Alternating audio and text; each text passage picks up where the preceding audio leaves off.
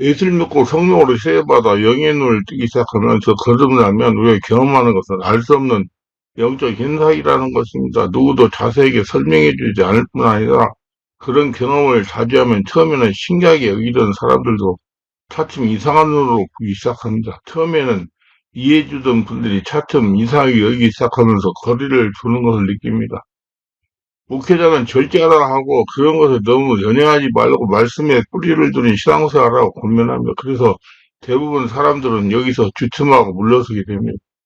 많은 성도님들이 저에게 이렇게 말합니다. 영적인 현상에 대해 누구 하나 알려주는 사람이 없었다고 합니다. 그래서 그동안 영적인 세력들이 고통을 당했다는 것입니다. 알려주는 사람이 없는 것이 아니고 영적인 현상에 대해서 논리 정연하게 알려줄 수 있는 시험이 없었기 때문입니다. 즉 실력이 없었기 때문입니다. 그만큼 우리 한국의 교회가 영적인 현상에 대하여 무지했다는 것입니다. 그런데 알고 보면 성도들이 반드시 알아야 할 것은 영적인 현상입니다. 그래야 두려워하지 않고 하나님께 원하시는 영적인 크리스천이 될 수가 있는 것입니다. 하나님께 원하신다는 것은 하나님께 교통할 수 있는 정도라는 겁니다. 하나님이 신이시기 때문에 우리가 신적인 상태를 몰라서는 안 된다는 얘기예요. 하나님은 신이시고 살아계시기 때문에 오감을 통해 우리에게 다가오십니다. 이해할 수 없는 현상으로 다가오시는 것이죠. 그래서 하나님은 체험해야 바르게 이해할 수가 있는 것입니다. 기독교는 체험의 종교입니다. 평행하시는 일이 왜 그렇게 우리가 이해할 수 없는 이상한 현상으로 나타나는 것일까요? 우리가 어렸을 적에 세상의 일들이 모두 신기하고 그 이치를 알지 못하기 때문에 어른들이 하는 일이 모두 이상하기만 했습니다. 왜 싫어하는 공부를 그렇게 하라고만 하는지 이해가 되지 않았습니다.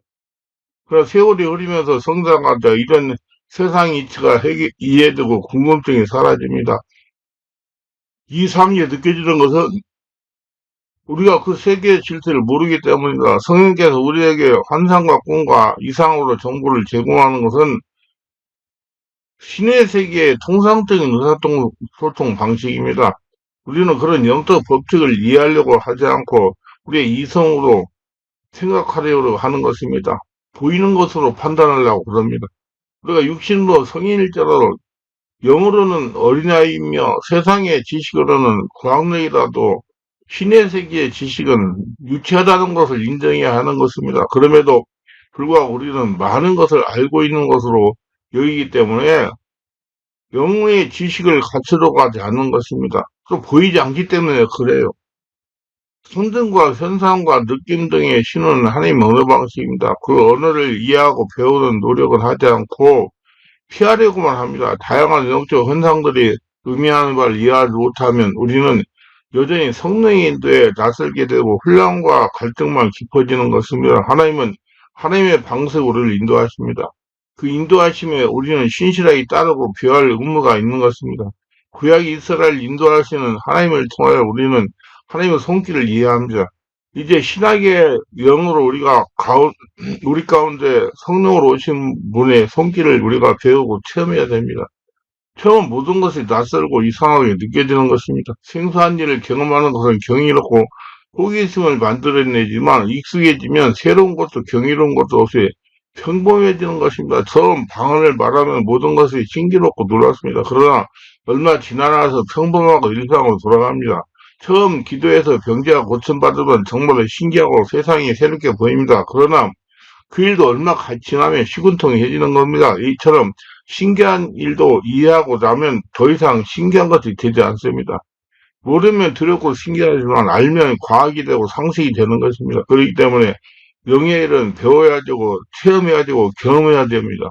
그래서 우리는 막연한 두려움에서 벗어나 담대해지고 주님께 더욱 가까이 갈 수 있게 되는 것입니다.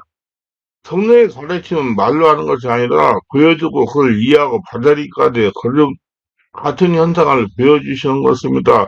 우리는 지혜를 사용하여 그 사실을 바르게 이해하도록 노력해야 하는 것입니다. 거듭되는 훈련을 통해 우리는 그 의미가 무엇인지 깨닫게 되지만 민감하지 못하면 그 의미하는 바를 제대로 이해하지 못할 수가 있는 것입니다.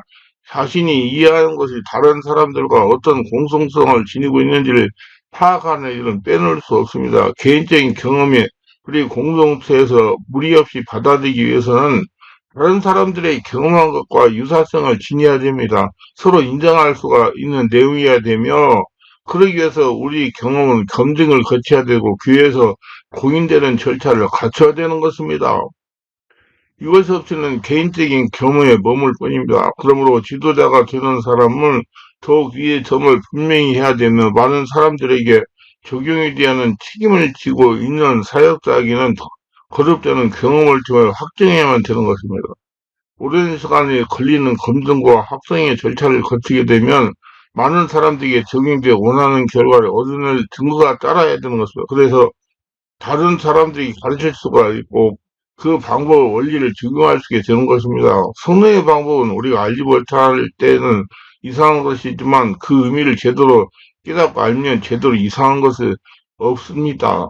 이상한 일이 적을수록 그 사람은 지도자의 자격이 있는 것이요. 평범한 사람은 의미를 몰라 고민한 일을 사역자는 그 의미를 알기 때문에 당황하지 않으며 그 문제를 다루게 되는 것입니다. 누군지 처음에는 자신에게 나타나는 현상들을 나름대로 해석하고 이해하려고 합니다. 그러나 비슷한 경험들이 많이 함으로써 그 의미가 더 선명해지죠. 그리고 경험이 풍부한 지도자의 도움을 받아 좀 더 분명하게 그 의미를 깨닫게 되는 것입니다.